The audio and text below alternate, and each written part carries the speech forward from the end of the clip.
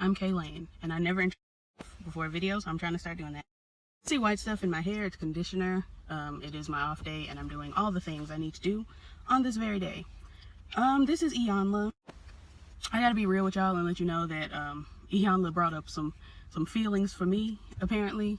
I don't know, repressed ones, I guess. But last week when I watched Iyanla, I fell into a very swift and subtle depression. This week when I watched Iyanla, after I watched Iyanla, I fell right on back into it. So something with Neffe and Shelby got me all going through it. So just bear with me. Just bear with the hair. Just bear. So anyway, this episode, just like the last episode, really was about Shelby exclusively. Aside from Neffe being, a nasty vile gutter snipe straight up from the hood. But so now I got conditioner all over my hand because I'm trying to make myself look presentable. Anyway, let this neighbor get on by. Shelby is in crisis. We ended with Shelby being in crisis last week. He's still in crisis because it's the same day for them. But Iyanla gets up to go see what's going on with Shelby. And Neffe just sits there. And my initial thought was, if this is your husband, somebody, I'm just out here, somebody that you love, somebody you've been with for, 13 years, and y'all been married for 5 years, and all of that good stuff, you would get up to see if he's all right as well. If you love him, and you hear somebody say that he's in crisis. Crisis is a big word. Crisis means something very wrong. Not just something wrong, but something very wrong is going on. And she didn't even get up. And that's when I was like, okay, Neffe, I'm through with you for the whole rest of the little episode. But with this episode, I really realized that, last episode, I thought it, but at the beginning of this episode, I was like, there's no way we're going to wrap up all these folks' problems in 2 episodes. She gave the man who had 34 kids a whole, season. And he didn't have these very same, I didn't watch the whole season. Let me not even try to speak on him. But I feel like this was it needed to go a little deeper. They needed to have some worksheets and workbooks and study material and all of that. But whatever. My mama looked upon Iyanla's head and she went through it. Do you hear me? She was upset. I may add, I put it on Snapchat, but and my Snapchat and all of that is in the description below.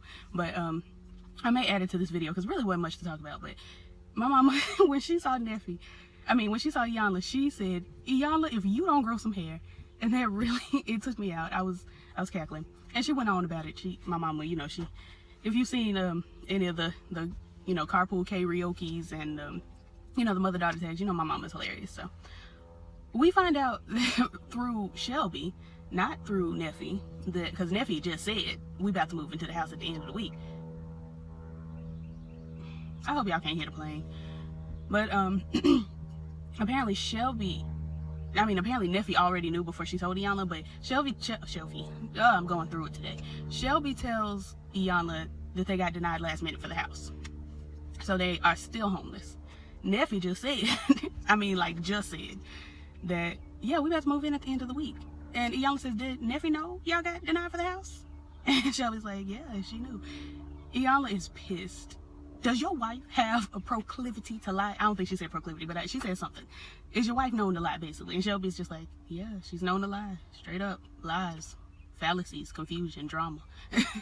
And Iyanla's pissed. Iyanla at some point gives Neffe a gift basket when she comes back downstairs and tells her, I got you these bubble baths and salts and things because your man's not coming home this evening. He's going to stay here with me, with somebody who truly loves him. And so I think that was the end of that day. Swoop over to the next day, the nasty vile gutter snipe day. And Neffe is 2 hours late. Not only is Neffe 2 hours late, Neffe is 2 hours late and does not say, I'm sorry, I'm late.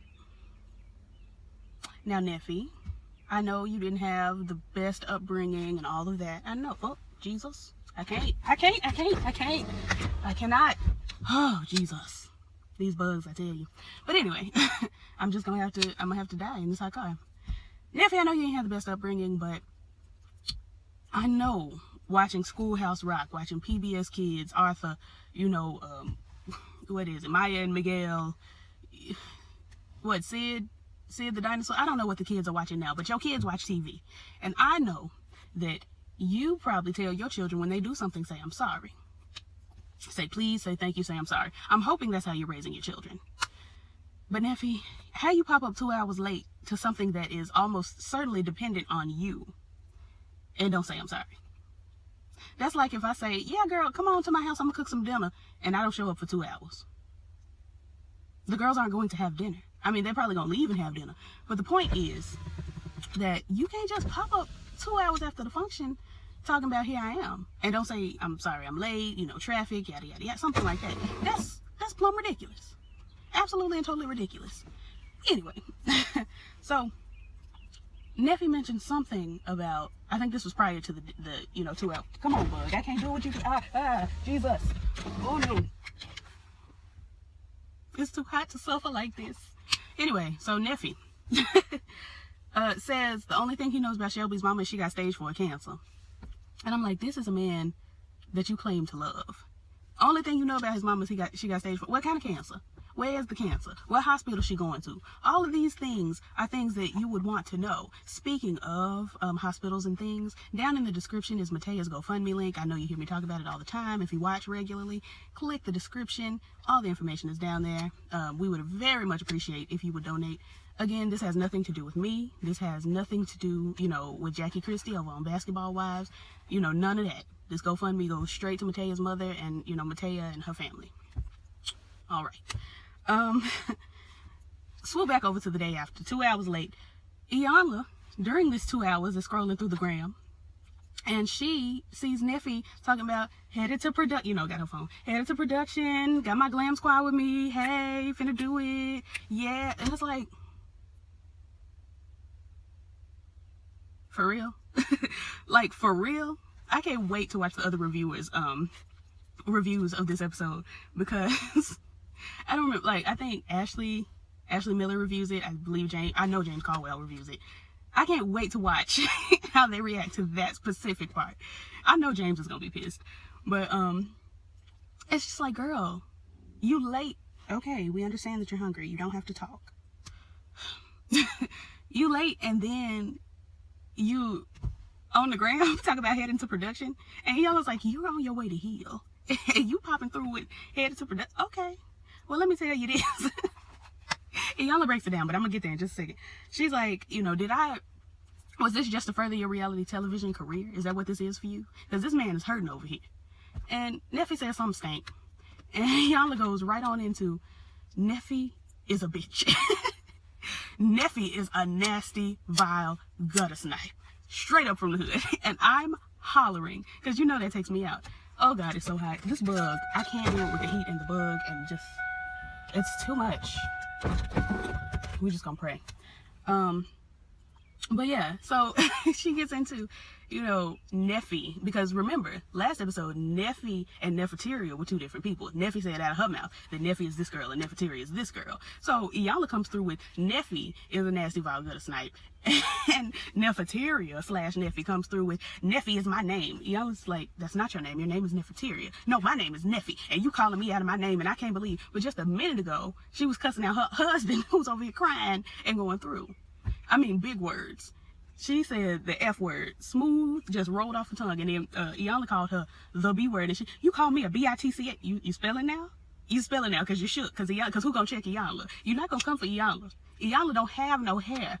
That's indicative of somebody who will throw. Iyanla got an island. I bet you that island come off. I bet you she could reach up in there, unsnap something, pull that whole little section off, and only have this much hair. I bet you Iyanla ain't gonna have that. Try it with Iyanla. You gonna be waxing just smooth skin, just skirt, just try to punch it. It's gonna slide right off. Her head is greased and oiled, because the black girls don't go out without greasing their scalps. You're gonna slide off. Try it. And she didn't. Neffe came through with, you calling me out of my name, calling me a B-I-T-C, and walking off and storming off and all of this. It was boring. It's like, Neffe. And Iyanla even said, ain't nobody ever called you a bitch before? You ain't never called him. You was just sitting up here cussing at your husband. You shook now? Anyway. But, we get into how Shelby says Neffe reminds him of his mother with all the yelling and the screaming and da-da-da-da-da. Neffe says she has a problem with authority. And then Neffe goes into, if I take off all this makeup, all these eyelashes, will you still love me? Shelby like, duh. And he was like, well, let's go let's take it all off. She goes in there, strips butt naked, still looks good.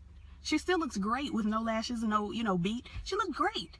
Just, I maintain, oh Lord, oh Jesus, sweat and conditioner today. I can't. But yeah, I maintain that Neffe is the cute sister. Her and Keisha. No shade. No shade. Neffe's just cute. But yeah. And Shelby's looking at her with, you know, all this adoration and love, and, you know, happy to see her without all of this extra. And then, basically it went off. And I wrote right here, this wrap up feels too easy. It just ended too easy. It ended way too easy. And we look at the update, they filing for divorce. Effie's still drinking. Neffe still drink. You watch your mouth, Miss Effie White. Because I don't take that talk from no second-rate diva who can't sustain. I'm not feeling well, I got pain. Neffe, we all got pain. Oh, when are you two gonna stop all this fight? Was that, when are you two gonna stop, or was that for 7 years I sung with you, I was your sister? I haven't watched the movie in like 3 weeks, so I'm rusty. Stay out of this, Laurel, this between me and So, my phone, you're gonna have to excuse the steering wheel. My phone overheated, and I hope you can hear me. Phone overheated, and just right at the end of that video. But I got my iPad for backup, and we're gonna try to let this phone cool. And I feel like since I'm out and about, I wasn't really out and about, I was sitting in front of the house, but I'm driving to get some coolness going in this car. But anyway, the point is, Neffe is still an alcoholic. Oh, stay with it, Jesus. Neffe's still an alcoholic.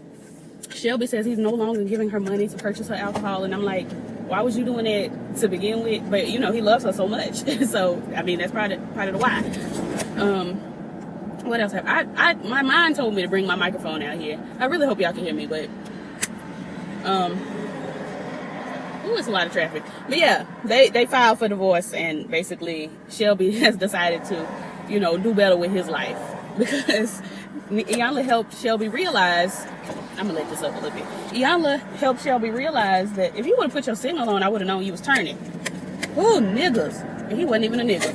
Anyway, I'm so sorry about the steering wheel.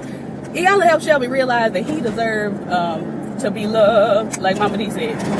So that's basically all that happened with this. I, you know, don't like to see folks breaking up, but for the sake of Shelby, I'm glad that they broke up, because he needs better, like for real.